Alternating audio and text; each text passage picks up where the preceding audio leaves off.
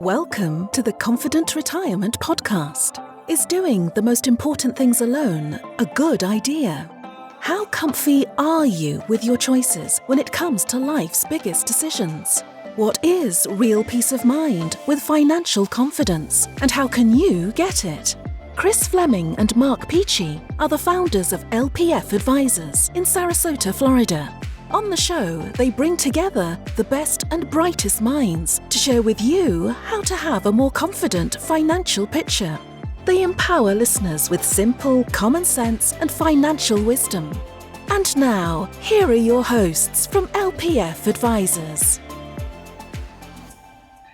All right, I want to welcome everybody to the Confident Retirement Podcast brought to you by LPF Advisors. I'm your host, Kris Flammang, here as always. And today I have the honor of welcoming Brandon Hall to the program. He is the president of Midland Trust, headquartered in Fort Myers, Florida, with additional locations in Chicago and Sioux Falls. They serve as custodians for financial professionals and their clients that hold a wide array of alternative asset classes. Brandon, thanks for being here and welcome to the show. Thanks for having me, Kris, and I hope I can provide some informative information for your listeners. Yeah, I'm sure you will, and we got a lot to cover. Let's hop in. So I think you have a pretty interesting history. I'd like you to take me through that briefly on what led you and Midland Trust to where it is today. Sure. So I grew up in Stone Mountain, Georgia, which is about 20 miles east of Atlanta. I spent my collegiate years at the University of Alabama. And then I moved down to Fort Myers, specifically Sanibel Island, Florida, about 26 years ago. I met my wife in college and we got married right out of school, and we've been happily married for 26 years. So I originally worked for a marketing analysis company for my first 8 years in Florida. We primarily did research for investment analysis for General Motors for the most part. But I was a statistical modeler. I did programming. It was completely different from what I do now because there was no social interaction at all. And after about 8 years, business was a little slow, and I needed something more stable. And so I contacted Dave Owens, who owns Midland Trust. And at the time, he was an accountant, and he had a CPA firm, and they did 1031 exchanges on the side as a qualified intermediary. And I knew he was starting up this IRA business. He had heard that some of his clients had asked him, we heard you could buy real estate in an IRA. And he thought, man, I need to start a business with this because Southwest Florida real estate was booming at the time. And so he started up this company, and I joined him. I think we had 50 accounts when I joined. We had one other employee that was running it. And now here we are 18 years later with 18,000 accounts. 3.7 billion under administration and 65 employees. So things have changed dramatically. Yeah, that's a great story. So what are you liking best right now about the business currently? From my career standpoint, I used to say I used to always answer this question with I love helping clients accomplish their goals. I was always on the phone for many, many years assisting with clients. Now, things have changed because I'm not really client facing anymore. I'm more involved with managing the company. So I really enjoy mentoring. We have a lot of younger employees. We have a lot of 25 to 35-year-old employees that are fresh out of college. And I hear them on the phone, and I like to give them constructive feedback on what they should say or maybe shouldn't say. And just mentoring them, even in non-Midland areas, just helping them out. Any way you can give back. Especially you're in a business scenario where you can make an impact on how they're doing in the work and also maybe in their personal life too. Absolutely. I find that to be really satisfying as well. So let's hop in a little bit into some details around what we're going to talk about. Midland in general helps with alternative asset classes and holding those in what are called self-directed IRAs. We'll get into that in a minute, but let's start by defining first for people, in case they don't know, what is a custodian, right? So what does that mean? What capacity do they act? Right. So a custodian is a highly regulated bank or trust company that's permitted to custody assets. And so to be a custodian, you have to qualify in one of two ways. You're either a bank or a trust company in which you're automatically qualified, or there's a way that you can get pre-approved if you're not a bank or a trust company, that you could get on this pre-approved list of custodians. There's not too many companies on that list because you have to put up a lot of money to do that. But we are regulated by the South Dakota Division of Banking as a trust company chartered in South Dakota. And so we are permitted to hold in custody assets within IRA accounts. Okay. All right. And help us understand what makes an IRA self-directed, right? So an IRA is an individual retirement account. Most people are familiar with the term, or they might have one or know some, right, or have family that have them. But what makes it self-directed? Right. And that term is growing in popularity. It has over the last 20 years. But to be honest with you, it's a made-up term. There's 4 types of IRAs. There's Roth and traditional, and then there's your employer-sponsored plans, which are called SEP and simple. So there's 4 types of IRAs. Any of them can be self-directed. Self-directed is a descriptive term that basically indicates that the client is making all of their own investment decisions. Truthfully, you could have a self-directed IRA at Charles Schwab or Fidelity, but in my eyes, it's not truly self-directed because brokerages are going to limit your investment choices to the products that they sell. At Midland, we don't sell any investments, so we don't put those same limitations on our clients. Okay, so the client is choosing what they want to have inside of it. In a lot of cases, if they can't do that through a traditional brokerage, that would be a reason to use a separate custodian or trust company to hold those assets. Exactly. Yeah. We call them alternative assets. I mean, yeah. One of our biggest holdings is real estate. And in the traditional investment world, real estate is not considered an alternative asset. Right. Aside from the stock market, it's probably the most popular investment out there. But when you view it in the IRA world, it is an alternative because the truth of the matter is 99% of IRA custodians are stockbrokers or banks, and they do a fine job. I have accounts at both. I'm not putting them down, but they only let you invest in what they have to sell. You can't buy real estate at Charles Schwab or Fidelity for 3 reasons, really. Number 1, they don't know how to make any money on that type of asset. Number 2, they don't want to deal with the administrative burdens of closings and tax bills and insurance and deeds and evictions and all the fun stuff that goes with real estate. And number 3, they don't want to deal with valuation issues. Part of our role as a custodian is to report the value of our clients' accounts to the IRS each year. And it's easy for Schwab and Fidelity to obtain these values because their system tells them what Apple stock was worth on 12/31. In our world, we have clients that own properties in Costa Rica or private oil and gas ventures or private equity deals. And so we have to spend, from January through April collecting those values from our clients and updating it in our system so that we can do proper reporting in May when the 5498s are required to be sent out to the IRS. Yeah, right. Okay. So you mentioned something there, that term alternative asset. So how does one define that? In the scope of our conversation, how do you define an alternative asset? Well, since 97% of IRA assets are in the market, the traditional stock market, basically I would define alternative as the 3% that is not in the market. We hold a lot of different types of assets that are considered alternative. I mentioned real estate. I think our most common right now is private equity. We're probably doing 50% of our transactions are private equity. We have clients that loan money, that do hard money lending. Some of those are just on a promissory basis, but others, they secure their loan with a mortgage. Their IRA actually acts as a bank and loans money. And a lot of those loans are short-term loans. Maybe they're bridge loans until the borrower can qualify for a traditional. So sometimes they're at higher interest rates. And if they secure themselves very well, there's very little risk there. But we don't advise clients. We don't get into the areas of risk or because we're not a fiduciary, we're not a financial advisor. We're just a facilitator of acting as the custodian transactions, right? Okay. So you kind of mentioned this, but what do you see as being the alternative assets that are most commonly held in a self-directed IRA? Is it real estate still? You mentioned that you are doing a lot of transactions with private equity, but what do you see? Yeah, it used to be real estate for us, primarily because of where we're located. Southwest Florida, over the last 20 years, has had a huge real estate development. And originally, most of our clients were from here. And so, now it's a little bit different. Now we've made a name for ourselves in around the whole country. And, out of our 18,000 clients, probably only about 1,000 are in Southwest Florida. So in the beginning of our growth stages, we were doing presentations at real estate offices, at real estate associations, and a lot of our, the majority of our accounts were real estate.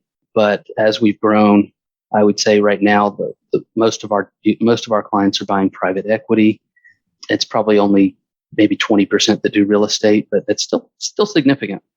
Where we live. Okay. So are there some extra steps or rules that come with a self-directed IRAs that hold alternative assets? You kind of alluded to this a little bit, like with the reporting and the valuations, but what are some maybe some things unique to those that traditional or a Roth or a SEP or a simple IRA don't have to do if they're not self-directed?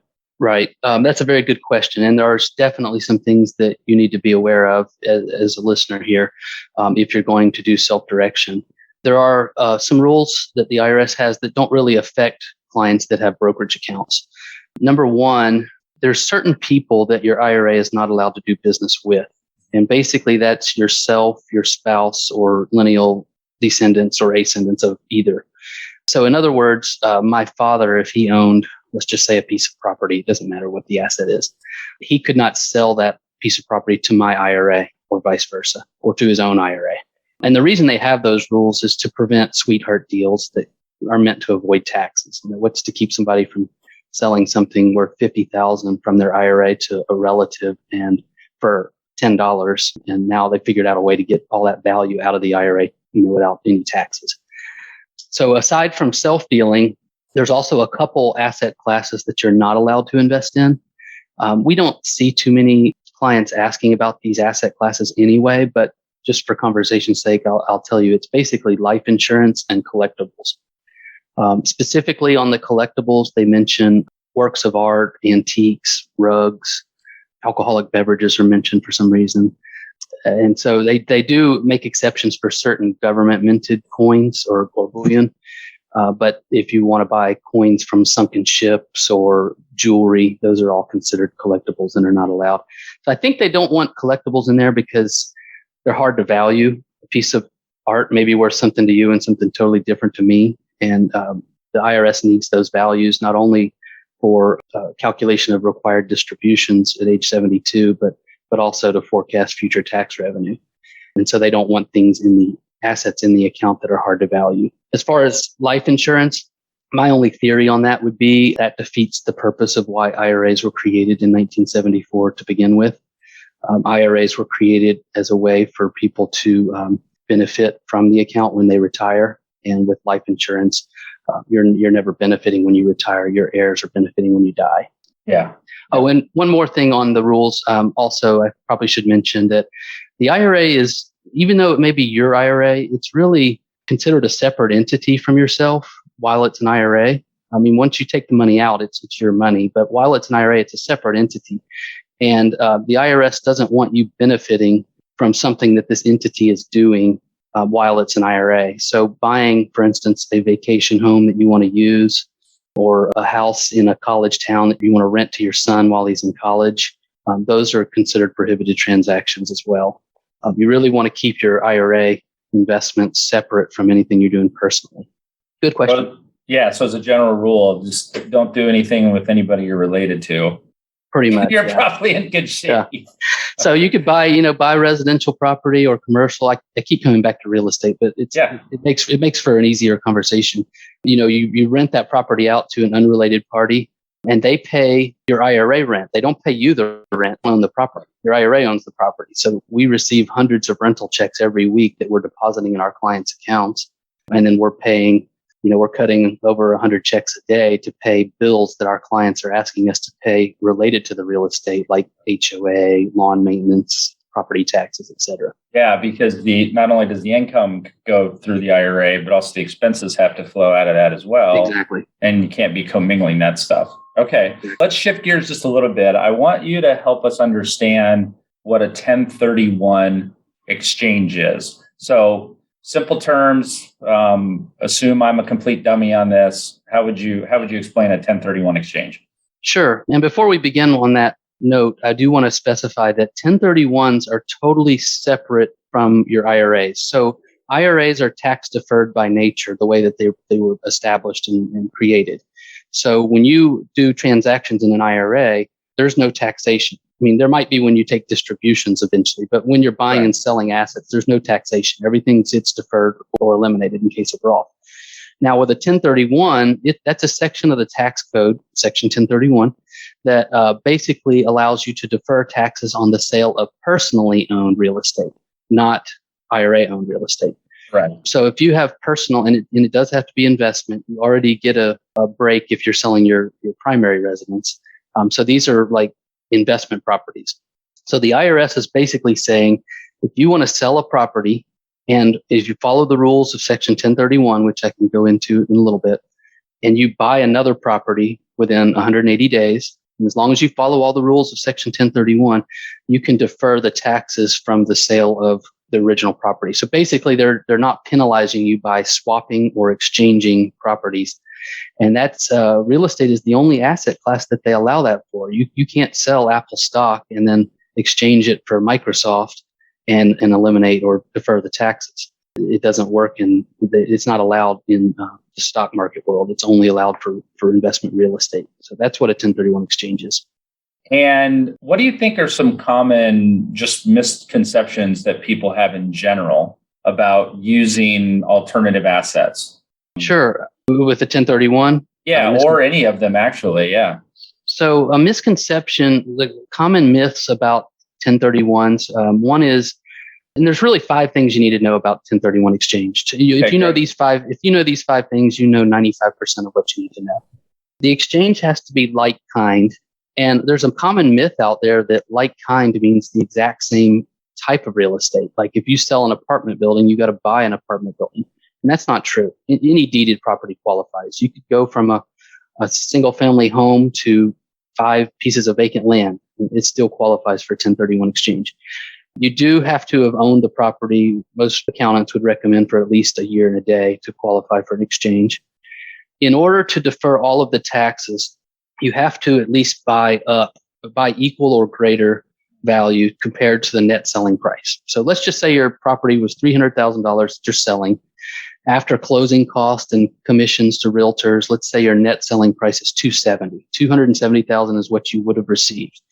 In order to defer all of the taxes on the sale of that property, you've got to buy a property that's at least $270,000 or more.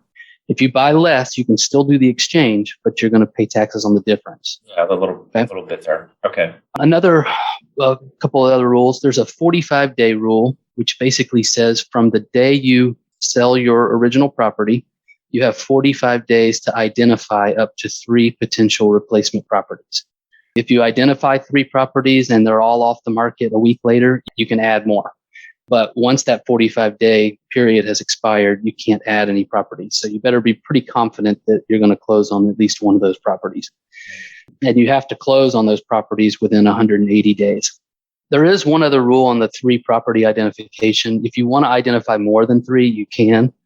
But the combined value of all the identified properties cannot be 200% more than 200% more than this net selling price. So, and then lastly, you must use a qualified intermediary. That's where we come in.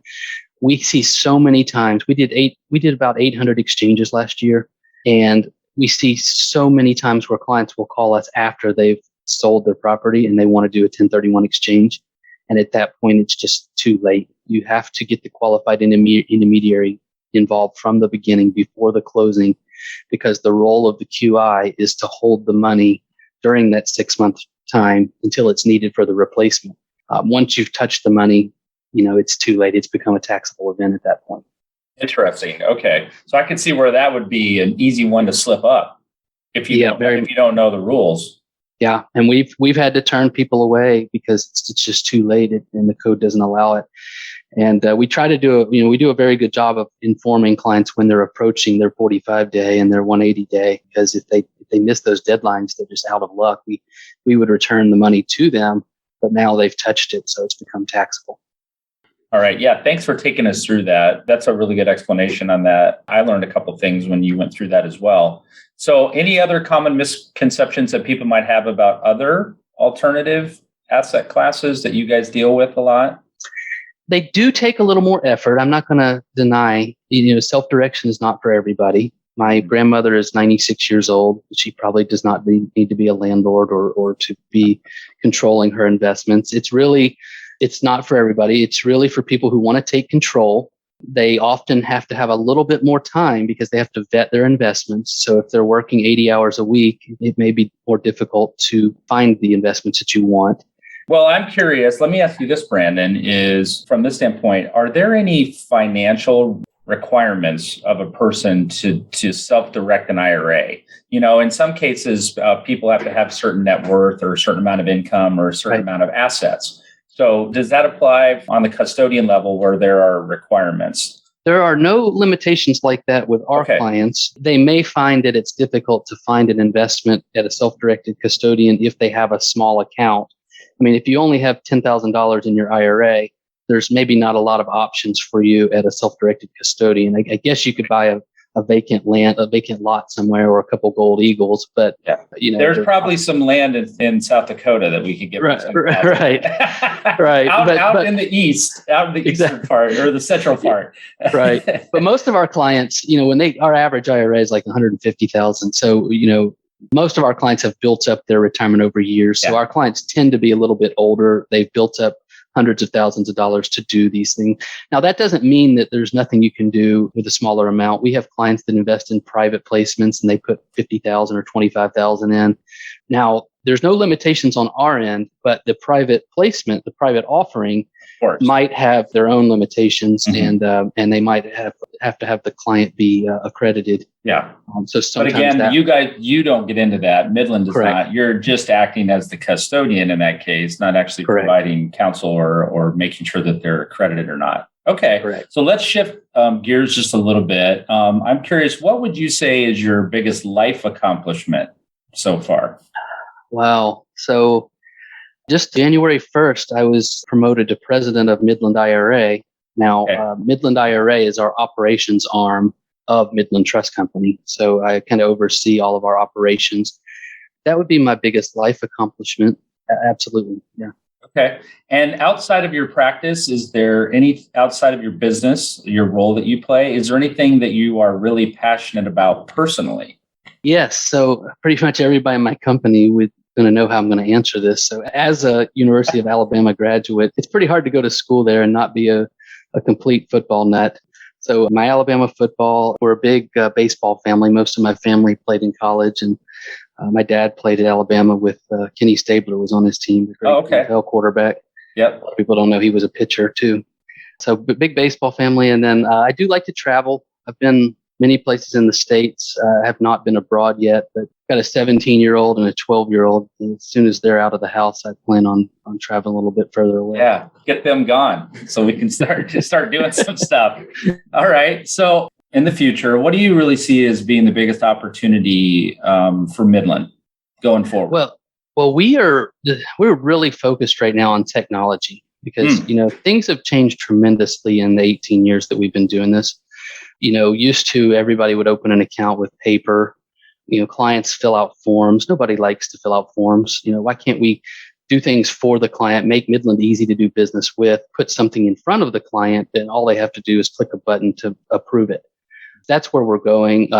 We used to receive hundreds of checks, and now, we've got electronic deposits so tenants can pay electronically. And, with technology, not only are you more efficient, but you're more accurate. When you don't have people hand entering data into systems, when the clients are entering it themselves, and then we're just pushing it through. That's the opportunity we have, is to try to be as technological as we can, make things easy. I'm finding that in our business too, where the e-signing or the docu-signing or anything that doesn't have to have a wet signature, as long as people are comfortable, and they are a lot more comfortable with all that stuff after the pandemic, because in a lot of cases they didn't have a choice. It's like, well, here's the only way you can do the form. So they were okay with it. Okay, so on the flip side of that, what do you really see as being probably the biggest challenge or obstacle that the business still needs to overcome or needs to deal with? Well, every company is interested in growth. I think from Midland's standpoint, we really want scalable growth. There are, we have outstanding reputation for our customer service at Midland. Some of our competitors can't really say that. And I don't want to jeopardize that for immediate returns. I'm not going to mention them by name, but one of our competitors went from having 20 employees last year to like 125 or 130 this year because they went big on this crypto thing and they really are pushing crypto accounts. They're spending tons of money on marketing. And I can just imagine having 100 new employees in 1 year trying to train them and keep your service at the same level that you're accustomed to. I mean, if you go to our Google reviews, there's hundreds of them on there, and there's very, very, very few negative ones. And I take pride in that. So I want to continue to grow, but I want it to be scalable growth. I do not want it to jeopardize what we've done over the last 18 years from a service standpoint. Yeah. And since you brought up the crypto thing, is that currently something that, I don't know the answer to this, is that currently something that could be held in a self-directed IRA?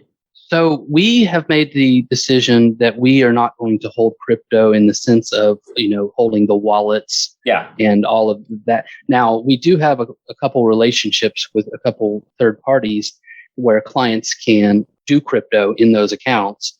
So basically, we would open the IRA for them. The client would direct us to send the money to the crypto brokerage or the crypto company, and then they can do the trading in that platform. Okay. But we don't actually hold.